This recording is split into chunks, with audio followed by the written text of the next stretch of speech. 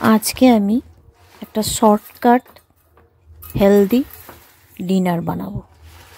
তার জন্য 2 table spoon কি 3 টেবিল স্পুন ওটস আইডিয়া করে নিয়ে নিতে হবে, আর ভোরে ভোরে সবজি দিতে হবে। সেটা 6:30টার মধ্যে খেয়ে নিতে হবে। তা আমি ওটস নিয়ে নিলাম এবং সেটা জলে কিছুক্ষণ ভিজিয়ে রাখলাম, বেশ নরম হয়ে যাবে। এবার আমি সমস্ত রকম সবজি এক এক করে দিয়ে দিয়েছি। আমার যা যা ছিল, মটরশুঁটি, ক্যাপসিকাম কুচি, তারপরে টমেটো কুচি দিয়ে নিলাম, তারপরে দিয়ে নিলাম লঙ্কা কুচি। আমি খুবই ঝাল কম খাই, তার জন্য অল্প নিলাম। বিনস নিয়ে নিলাম কিছুটা, ব্যাস। এবার দিলাম গাজর কুচি, আরও পেঁয়াজও দেওয়া যায়। আমি এগুলো দিয়েই খুব ভালো করে মেখে নিলাম। পেঁয়াজ কুচিটাও দেবেন, আমি দিইনি সেদিন, যেহেতু আমার নিরামিষ ছিল সেই জন্য। না নিরামিষ ছিল না, আমি পেঁয়াজটা দিতে ভুলে গেছি।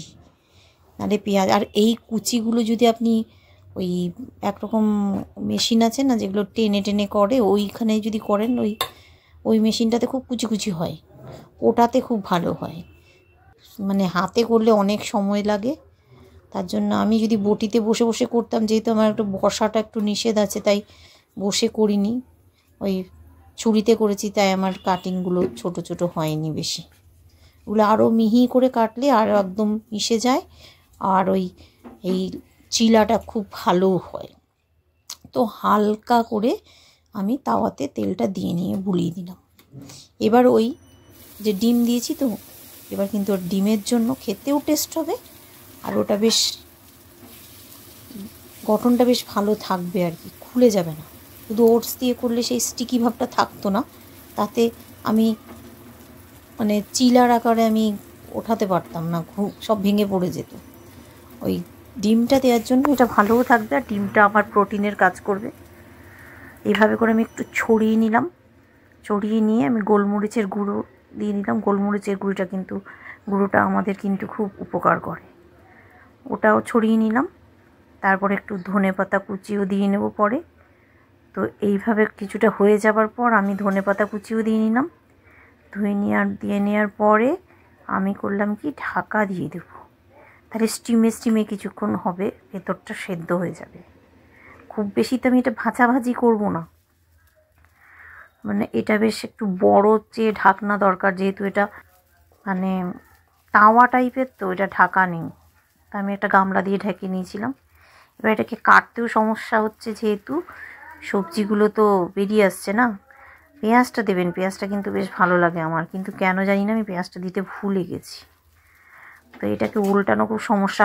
এক একটা তো খুব ভারী হয়েছে না, এটা যদি খান না সেদিন আর কিচ্ছু ডিনার করতে লাগবে না, এটাই পেট ফুল হয়ে যাবে একদম।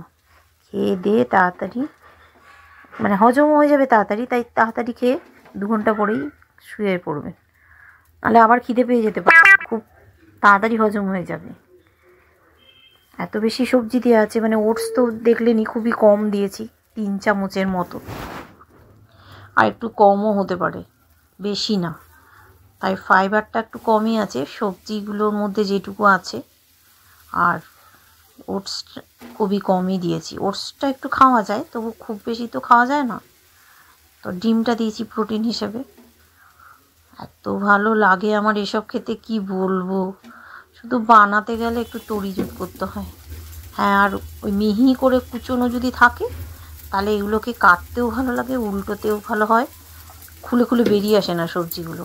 আমি একটু হালকা করে তেল দিয়ে নিলাম, কারণ তেলটা না দিলে আবার যদি আটকে যায়, সেজন্য নিয়ে নিলাম। এবং গরম গরম প্লেটে সাজিয়ে নিলাম।